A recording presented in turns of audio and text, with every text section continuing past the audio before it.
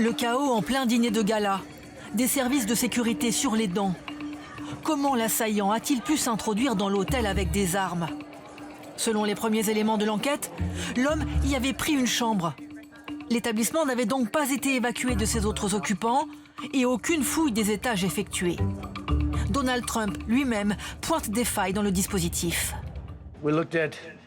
On regarde les mesures mises en place et il apparaît que ce n'est pas un bâtiment particulièrement sécurisé. Le dîner se déroulait dans cet hôtel Hilton au cœur de Washington. La salle de bal est située au 2e sous-sol. L'assaillant n'a pas pu l'atteindre, il a été neutralisé au niveau supérieur, là où étaient installés les portiques de détection de métaux. Ces mêmes portiques que les invités munis de leur carton d'invitation avaient passé quelques minutes plus tôt. Selon leurs témoignages, il n'y en avait aucun autre ailleurs, ni dans l'hôtel, ni à l'extérieur.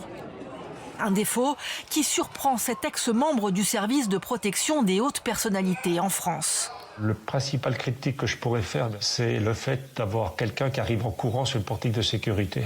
Et donc il n'y a pas de contrôle avant le portique de sécurité. Voilà. Autre question, le temps de réaction des officiers du Secret Service chargés de la sécurité du président. Il leur faut de longues secondes pour se positionner en bouclier autour de Donald Trump.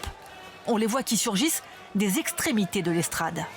Ce que j'ai remarqué dans un premier temps, c'est qu'il n'y a pas d'officier de sécurité à proximité pour éventuellement l'évacuer en cas de problème. La mallette de protection qui sert à bloquer certaines balles n'était pas présente non plus. Curieuse répétition de l'histoire, c'est devant ce même hôtel que l'ancien président Ronald Reagan a lui aussi été la cible de tirs. C'était en 1981.